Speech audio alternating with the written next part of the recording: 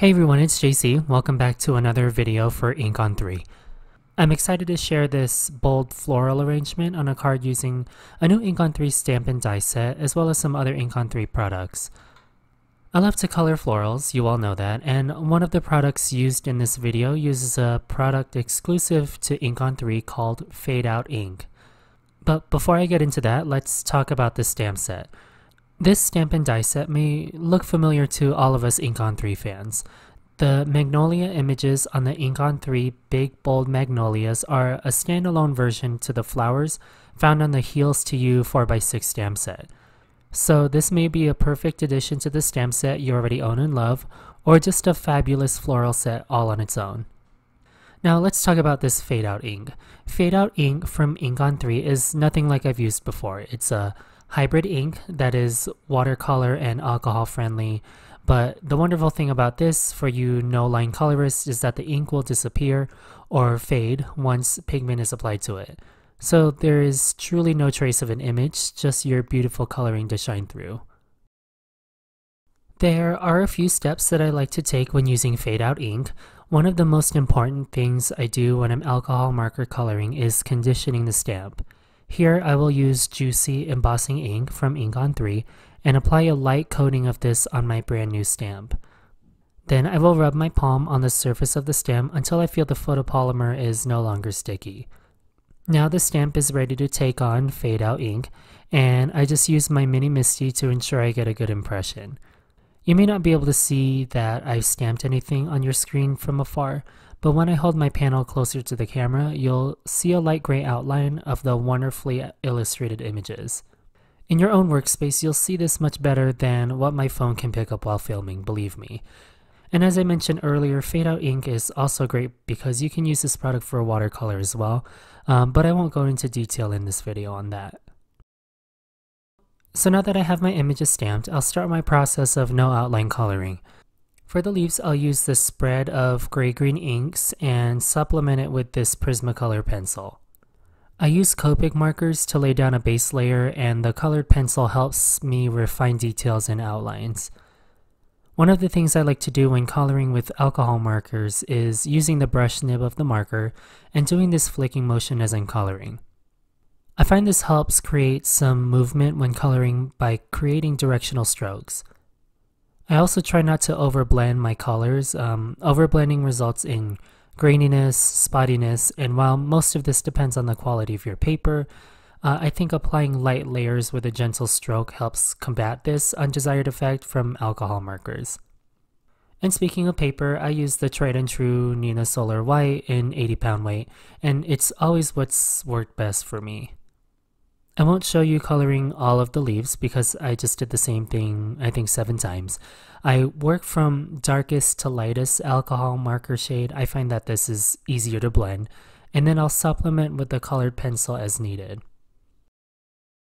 Alright, now that the leaves are done, I'll move on to the flowers.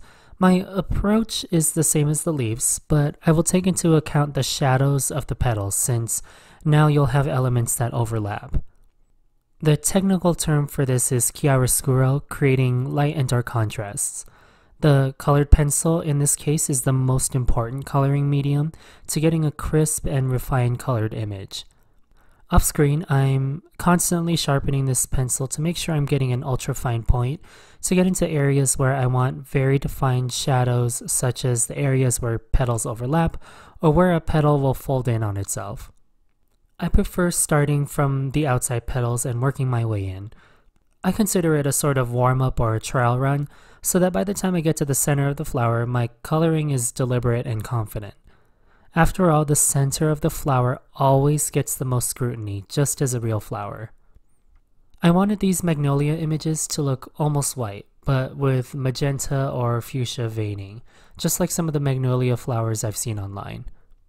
To color the center of the flowers, I will simply just add a gradient of dots and a mix of gray and brown inks to give a domed appearance to the center. Now, there are coordinating dies for the Big Bold Magnolias stamp set from Ink on 3, but I will opt to cut out the images with my trusty swivel knife instead. I just want to get right up against the stamp images since some of the petals fade into white. I recently had someone ask me how to use this swivel knife, and if you've got an electronic cutting machine such as the Cricut, Brother Scan and Cut, or Silhouette Cameo, the engineering of the swivel knife and the cutting blade on the machines is the same. The blade works like a pencil. Just imagine tracing the outline of the image, but instead of a lead, there's a blade. In other words, there is no need to lift the blade while cutting because the blade swivels to the direction you cut. There's no need to stop, pick up the blade, and rotate the handle while cutting. Just make sure you watch where your fingers are while you're cutting, and definitely do not wait to color your best set of flowers to try this knife out. Give it a few practice runs first before taking this directly to your first project. Before I start arranging the flowers and leaves, I'll plan a sentiment to add to this arrangement. Now, there is no sentiment that comes with this stamp set, which I find fantastic because I don't like feeling limited to a stamp set's sentiments. It's too much pressure, you know? So I'm just adding a Be Bold sentiment using my Dymo embossing label maker. I removed the adhesive backing to the label and adhered the label onto a scrap piece of cardstock instead of adding it directly to the card panel. At this point, I felt like I had all the elements I needed for my card, so I went ahead and added some gold splatters with fine tech pearlescent colors to create a simple background. And while that's drying, I will spend more than enough time and what seems like ages arranging the flowers. And once I have a happy grouping of flowers, I'll pick everyone up with Glad Press and Seal and see how she looks on my card front. I wanted to add an interesting element to this card without introducing another new color to add to the palette. So I cut a vellum circle and swiped juicy embossing ink on half of the die cut. I applied Ink on 3 crystal clear embossing powder and heat set that. And what I end up with is a half matte, half shiny element to frame the sentiment and balance out the hard edges to the arrangement and label. It was at this point I felt like the background needed a little bit more black splatters to balance out the bold black embossed label. But then after I added that, I felt like I needed to add a bit more black. So I added these enamel dimensional jewels, and at this point this is where I felt like it was finally anchored. I raised a few of the flowers on foam squares as well as the sentiment strip. And I'm super happy with how this card turned out, and I loved how easy it was to color these Magnolia images. All the Ink on 3 materials I used in this video are listed below, as well as the coordinating blog post and affiliate links. I always appreciate your support for my channel, and also if you like what you've seen from me, please subscribe and hit the bell icon so you never miss a future video. Thank you so much to Ink on 3 for this wonderful stamp set, and I'll talk to you all very soon. Have the best day.